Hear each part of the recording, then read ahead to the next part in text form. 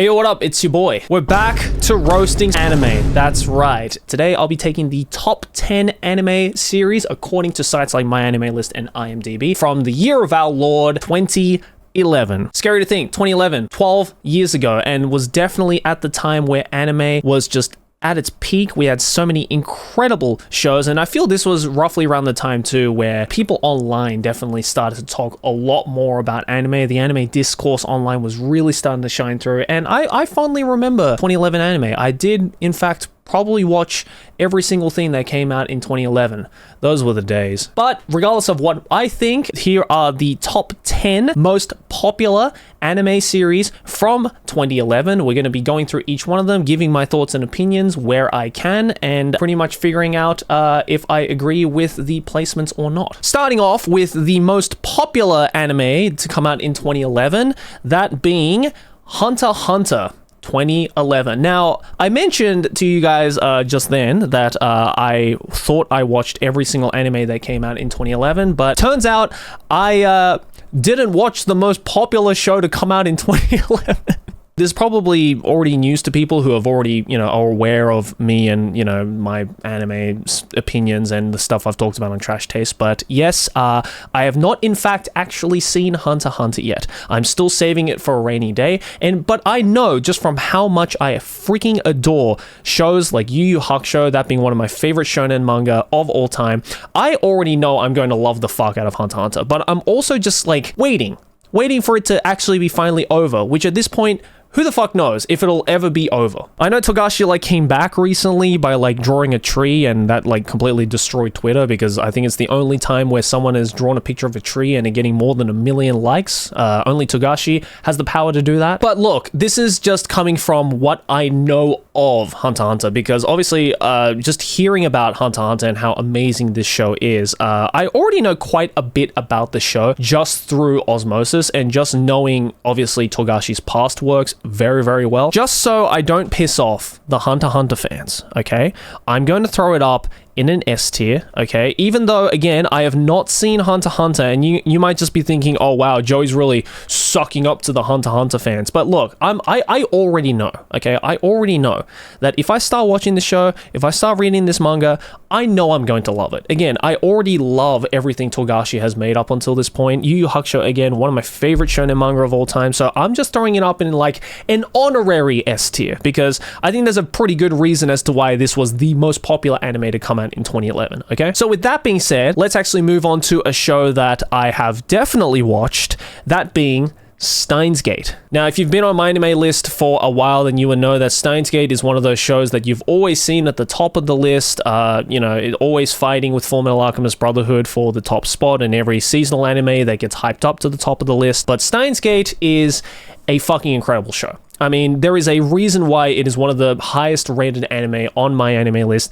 and why so many people try to convince non-anime watchers and even anime watchers to give Steins Gate a go. Yes, this is definitely a slow burner show.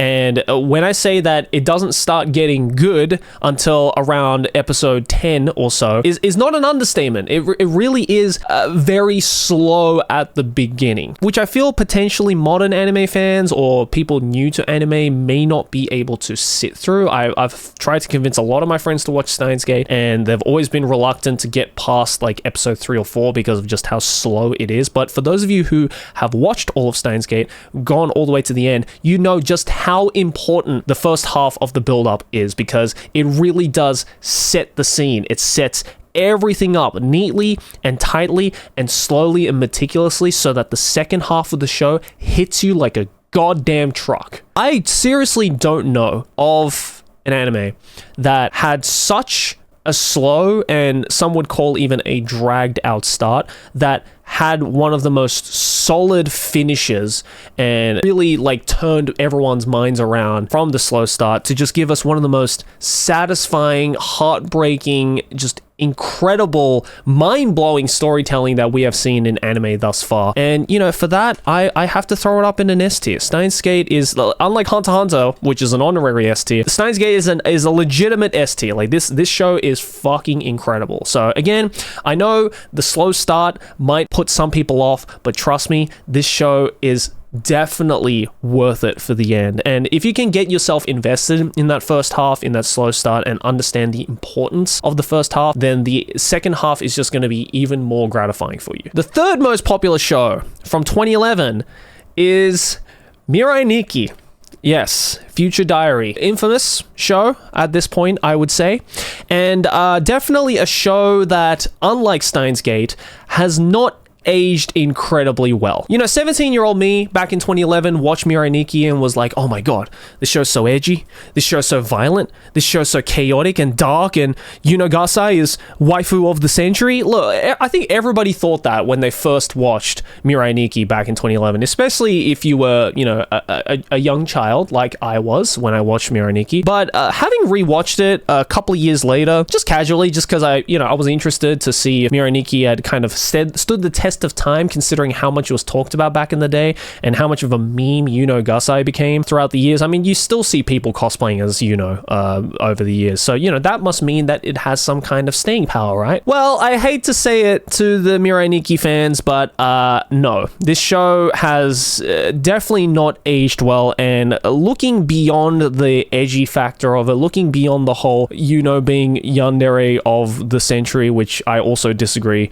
with that point on, just really goes to show the amount of holes and flaws that the story of Mirai Nikki truly has. Like, it's not until you actually try to process the progression of the story and motives of characters, and especially the ending, that you start to realize, oh, this is actually not really that great. And it absolutely has not aged all that well. Let me just say that there have definitely been better psychological thriller stories and thriller action series that have come out of the anime world that are just written far better than Mirai Nikki ever was. I might have thought highly of it back in the day, but now that I'm a little bit older, now that I'm a little bit more jaded, I'm actually going to throw Mirai Nikki into the D tier. Yeah, I legitimately don't really think Mirai Nikki is all that good on the grander scale of things, and was definitely subject to the clouded hype that it got around just because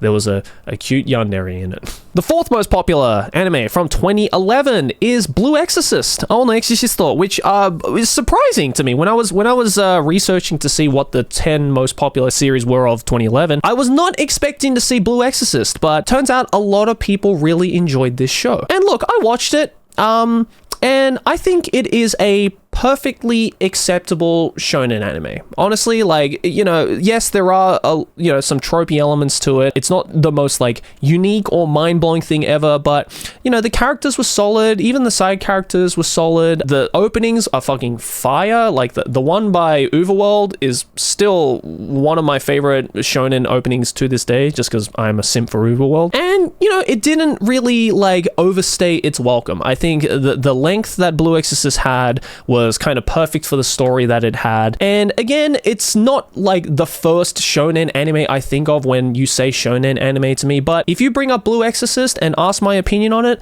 I would tell you that it is a perfectly acceptable, fun shonen series, and I don't think any more or less than that. So I think I am going to throw it into the B tier. It was solid enough, and I definitely would not call this show bad in any way. I just think, again, it is a perfectly acceptable shonen series. All right, let's go on to the next one, that being Anohana, legendary 2011 anime, probably the one anime that everybody first watched that made them cry like a bitch, because I certainly did. God damn it. Opening and ending, superb. Character developments, just so cute, and honestly one of the most heart-wrenching endings to any anime series ever. This anime still hits me like a fucking truck. Every time I listen to that ending song and I sing it at karaoke, it just makes me tear up and reminds me of the good old days of Anohana. And look, there have been some opinions on Anohana concerning particular story elements and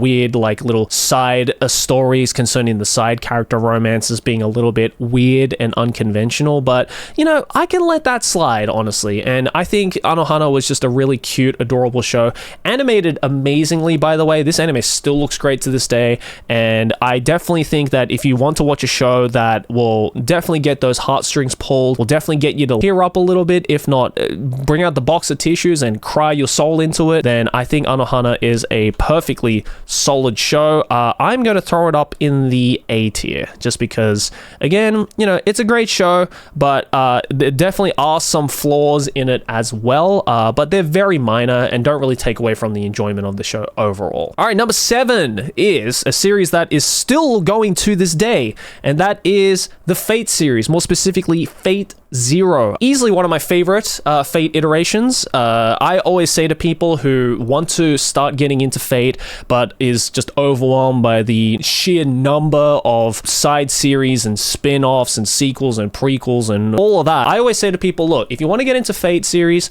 all you have to do is watch Unlimited Blade Works and this one, Fate Zero, and you will understand, I'd say 95% of the lore, and the rest of the 5% is all the spin-off stories and everything if you really want to get into the nitty-gritty of things. But I think Fate Zero is the perfect way to start off Fate, and it really does a fantastic job of throwing you into that world, throwing you into that lore, animated in the most brilliant way. This anime looks so clean, so good. Side characters are just so lovable, and you really get your emotion into a lot of these side characters as well, whether that be in a positive or a negative way. Like, you will love the characters you love, and you will hate the characters that you hate. And I think that really just goes to show the really strong storytelling and character development of a series like Fate. And look, there's a reason why Fate is still going to this day, as I mentioned. There's still reason why we're still getting new series, still getting new spin-offs. The lore, the Nasu-verse is going as strong as it ever has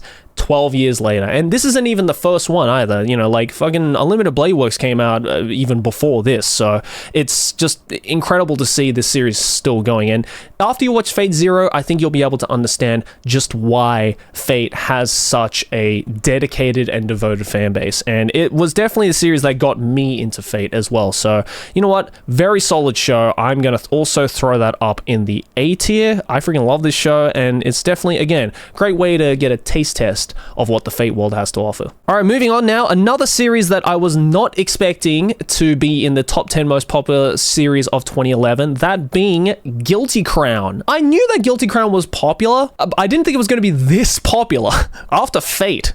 It was really surprising for me, but the numbers don't lie. Guilty Crown is the 7th most popular series to come out in 2011, and look, it's not hard to see why. It is beautiful story. Animation is gorgeous. Oh my god, like, Guilty Crown still looks amazing to this day. It's just some of the visual effects that this animation studio had was definitely ahead of its time. This show is better animated than even some shows today. Look, the ending is a little bit contentious. Let's just say that.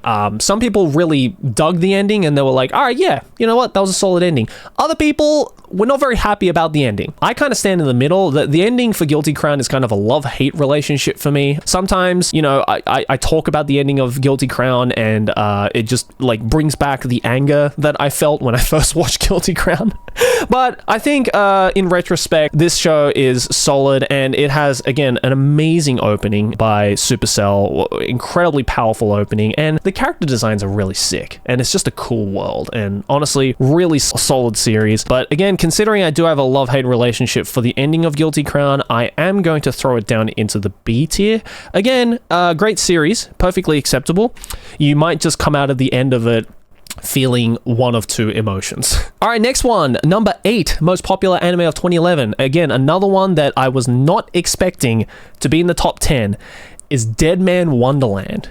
Do you guys remember fucking Deadman Wonderland? I sure do. This was, again, another anime where, much like Mirai Nikki, I watched it and I'm like, oh my god, it's so edgy, it's so violent. Shiro is like weirdly cute yet psychotic. Oh my god. And look, the art style and the animation style and the graphic nature of Deadman Wonderland's story was definitely an eye-opener in 2011. I think anyone who watched this show when it came out really was surprised with just how dark the show could get, you know, contrasted by its visuals. You know, Deadman Wonderland was one of those shows that had incredible ideas, but not the most incredible execution. I mean, for anyone who knows about the ending to the Deadman Wonderland anime, you would know that there is no ending. It basically ends on a cliffhanger after 10 episodes. It was the worst way that we could have been told by the animation studio of, oh, we ran out of budget. We couldn't give you an actual satisfying ending, which caused me and a lot of other people who enjoyed the anime up until that point